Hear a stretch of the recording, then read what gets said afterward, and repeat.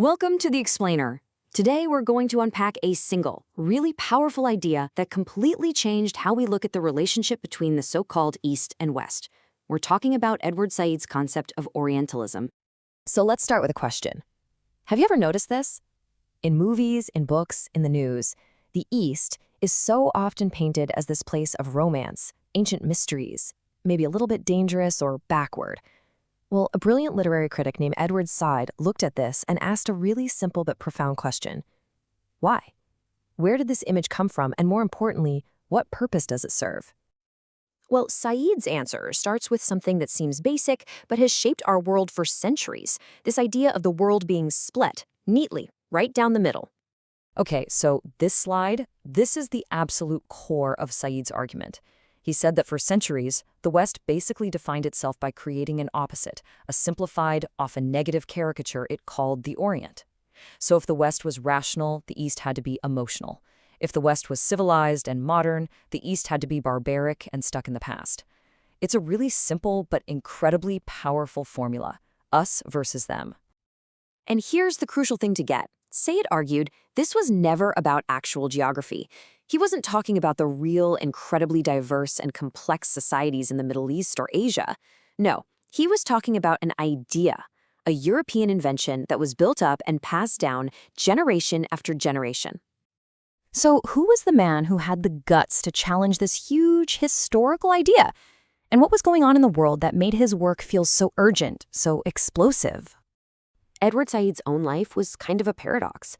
He was a Palestinian American who was educated at the absolute top of the Western academic world. We're talking Princeton and Harvard. So he was the ultimate insider.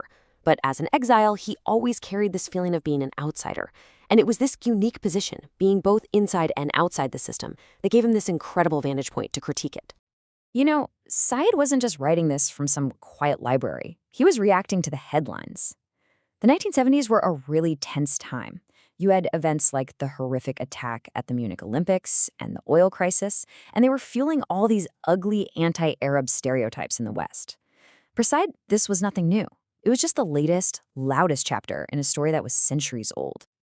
So let's get into it. What was the actual revolutionary argument that Said lays out in his 1978 book? This is it. For Said, Orientalism was not just the study of the East. It was a tool of power. It was a whole system of thought designed to define, to manage, and ultimately to have authority over a massive part of the globe by basically saying, we are superior and they are inferior. And this quote just nails it. The Orient you read about in old European books or saw in paintings, it wasn't a real place. It was a fantasy. It was a stage that was created by the West for the West. It was like a giant screen where the West could project all its own dreams, its fears, and especially its feelings of superiority. Now, to build this argument, Said drew on the work of a really influential French philosopher named Michel Foucault. And Foucault's big, radical idea was that knowledge is never innocent or neutral. The very act of studying something, of defining it, of writing books about it, that is an exercise of power. Knowledge, Foucault said, is a form of power. So Said applied this and said that Orientalism acted as what Foucault called a discourse. What's that? Well, the easiest way to think about it is like an operating system for a culture. It's the software running in the background, setting the rules for what you can say, what you can think, and even what you can imagine about a certain topic. And for hundreds of years, this Orientalist operating system just ran, making it seem totally normal and natural for a superior West to rule over an inferior East. He then broke this down even further, into two parts. Think of it like an iceberg.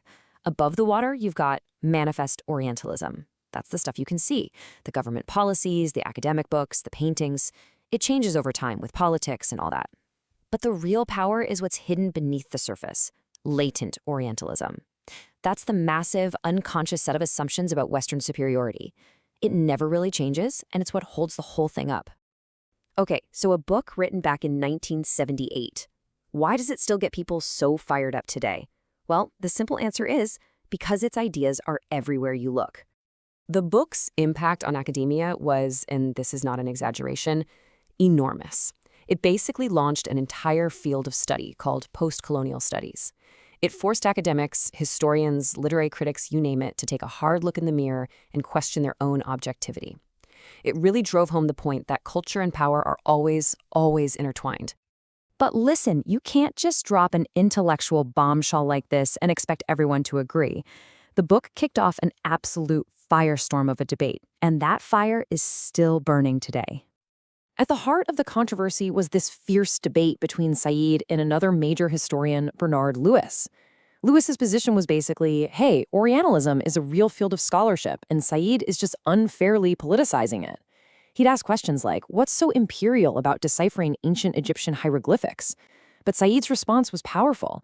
He'd say that the very act of a Western scholar discovering and explaining an Eastern culture to the rest of the world is itself an act of power. It's basically saying, we have the authority to define you. And this wasn't just some abstract argument about the past. Said's whole point was that this dynamic is alive and well, shaping our world right now in ways we might not even realize. I mean, just think about it. Whenever you hear about a clash of civilizations between the West and Islam, or think about how many Hollywood movies still use the Middle East as just a generic, exotic backdrop full of terrorists or mysterious sheiks, or even how political speeches can paint entire cultures as either threatening or in need of being saved. These are all echoes of the very same Orientalist patterns Saad was writing about decades ago. And at the end of the day, that's the real power of Orientalism. It's so much more than a history book. It's a lens. It's a tool that allows us to look critically at the stories we consume every single day, from the news to our textbooks to the movies we watch, and to ask a really important, if sometimes uncomfortable question, who gets to tell the story? And what power does that give them over the people in it?